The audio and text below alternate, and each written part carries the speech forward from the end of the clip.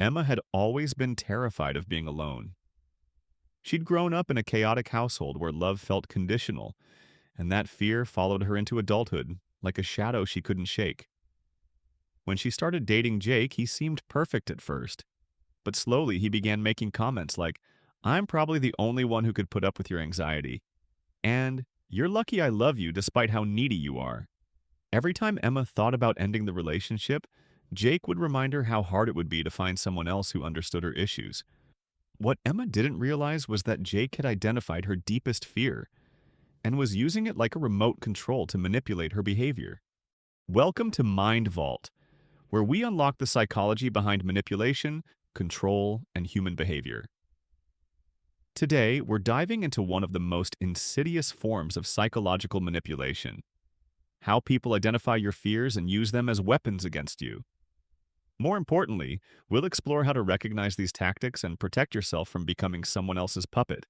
Fear is one of our most primal emotions, designed to keep us alive by making us avoid danger.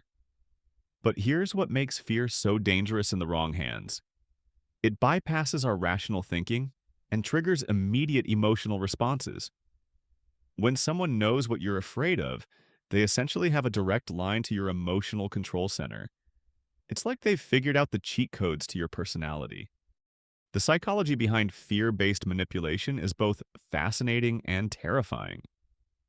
Our brains are wired to prioritize fear over almost everything else because, evolutionarily speaking, it was better to be overly cautious and alive than optimistic and dead. This means that when someone triggers our fears, our logical brain literally goes offline while our emotional brain takes over. Manipulators know this, and they exploit it with surgical precision. What's even more insidious is how fear affects our decision-making process. When we're afraid, our brains release stress hormones like cortisol and adrenaline, which narrow our focus and limit our ability to see alternatives. This is called tunnel vision, and it's exactly what manipulators want. They want you to believe that you only have two choices: comply with their demands or face your worst nightmare. The reality is that there are almost always more options, but fear blinds us to them. What's particularly insidious about fear-based control is that it often masquerades as care or protection. The person manipulating you will position themselves as your savior from the very fears they're exploiting. They'll say things like, "I'm just looking out for you," or "I don't want to see you get hurt," while simultaneously feeding the fears that keep you dependent on them. It's psychological hostage-taking, disguised as love and concern. This creates what psychologists call a double bind, a no-win situation where every choice leads to a negative outcome. If you comply with their demands, you're being controlled. If you resist, they trigger your fears and make you suffer the consequences. It's like being trapped in a psychological maze where every path leads back to their control. The most skilled manipulators don't just exploit existing fears, they create new ones. They'll plant seeds of doubt about things you never worried about before. "I hope your boss isn't planning to replace you," they might say, introducing a fear about job security that wasn't there before. Then they position themselves as the solution. "Good thing you have me to help you navigate these tricky workplace politics." Let's break down the most common fears that manipulators target. The fear of abandonment is probably the most exploited fear in personal relationships. Manipulators will identify people who are terrified of being alone or rejected, then use that fear to control behavior.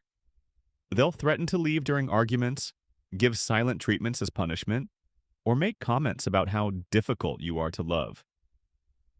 They're essentially saying, "Behave the way I want, or I'll activate your worst nightmare." The fear of failure is another favorite target, especially in professional or family relationships. Manipulators will convince you that without their guidance, support, or presence, you'll inevitably fail. They'll point to past mistakes as evidence of your incompetence, undermine your confidence in your abilities, and position themselves as the only thing standing between you and disaster. "You'd be nothing without me," is their favorite refrain. What makes this particularly cruel is how they rewrite your history of success. Did you get a promotion? You were just lucky. Did you complete a difficult project? I had to help you every step of the way. They systematically erase evidence of your competence so that you begin to doubt your own abilities. It's like they're editing your personal highlight reel to only show your failures and their interventions. The fear of financial insecurity is particularly powerful because it touches on our basic survival needs. Financial abusers will control access to money, threaten economic ruin, or convince their victims that they're incapable of supporting themselves. They'll say things like, "You could never make it on your own," or "Who else would hire someone like you?" They're using your fear of poverty to keep you trapped.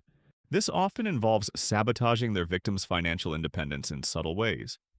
They might discourage career advancement, create emergencies that drain savings, or undermine job performance through constant drama and stress.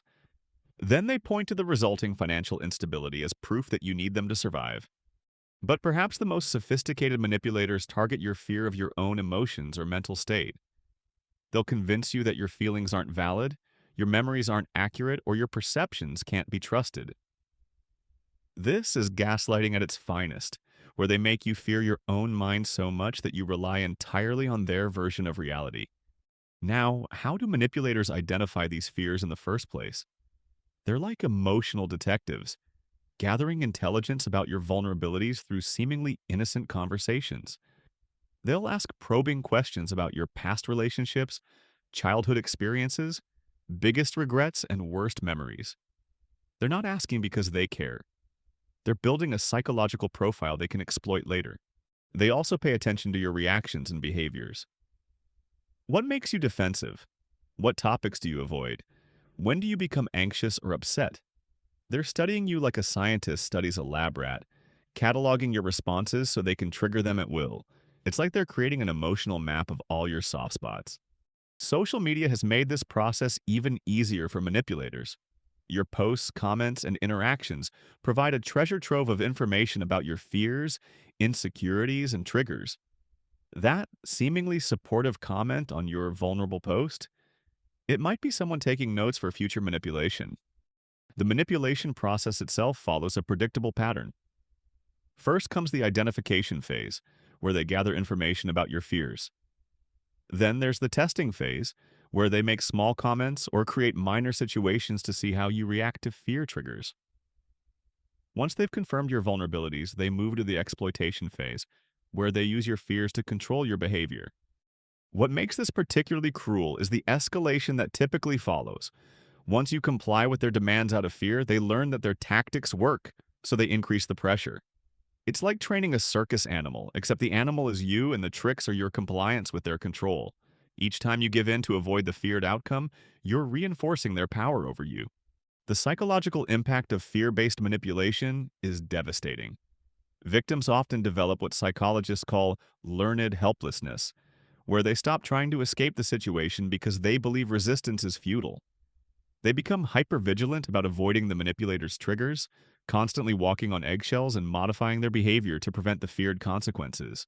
This creates a trauma bond, where the victim becomes psychologically dependent on the very person who's harming them.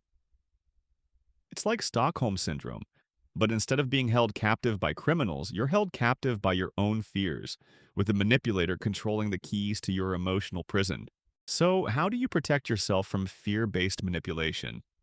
First, recognize that someone who truly cares about you won't weaponize your vulnerabilities against you. Healthy relationships involve people who help you face your fears, not people who exploit them for control. If someone consistently triggers your fears to get what they want, they're not protecting you, they're preying on you. Second, work on identifying and understanding your own fears. The more aware you are of what scares you, the harder it becomes for others to use those fears against you. It's like removing the element of surprise from their arsenal. When you know your vulnerabilities, you can prepare for attempts to exploit them. Third, develop what I call fear literacy. Learn to recognize when someone is trying to trigger your fears for their benefit. Are they creating urgency around your fears? Are they positioning themselves as your only salvation? Are they making your worst-case scenarios seem inevitable without their help? These are red flags that someone is trying to manipulate you through fear. Fourth, practice sitting with your fears without immediately trying to escape them. This doesn't mean ignoring legitimate dangers, but rather learning to tolerate the discomfort of fear without making impulsive decisions to make it stop. When you can sit with fear, you take away the manipulator's power to control you through it. Fifth, build a support network that isn't controlled by the potential manipulator. Having multiple sources of emotional support, practical help, and reality checking makes it much harder for someone to convince you that they're your only option. Manipulators thrive on isolation because it makes their victims more dependent on them.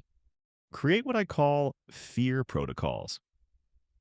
These are predetermined responses to common fear triggers that you can implement when you're feeling emotionally overwhelmed. For example, if someone threatens to leave you during an argument, your protocol might be to say, "That's your choice," and walk away rather than frantically trying to prevent their departure. Most importantly, remember that your fears don't define your worth or your capabilities. Manipulators want you to believe that your fears make you weak, broken, or unlovable. The truth is that everyone has fears, and having fears doesn't make you deserving of manipulation or control. Your fears are information about what matters to you, not weapons that others have the right to use against you. The goal isn't to become fearless. That's neither possible nor desirable. The goal is to become fear-aware and manipulation-resistant. You want to be able to feel your fears without being controlled by them, and to recognize when someone is trying to exploit your vulnerabilities for their own gain. Fear-based manipulation works because it hijacks our survival instincts and makes us believe that compliance is our only path to safety. But true safety comes from understanding your fears, building your resilience, and surrounding yourself with people who respect your vulnerabilities rather than exploiting them. Remember, anyone who uses your fears to control you is telling you exactly who they are. Believe them, protect yourself accordingly, and don't let anyone convince you that your emotional safety is less important than their desire for control. Your fears are yours to face and overcome, not someone else's tools for manipulation. What's the most common fear you see people using to control others?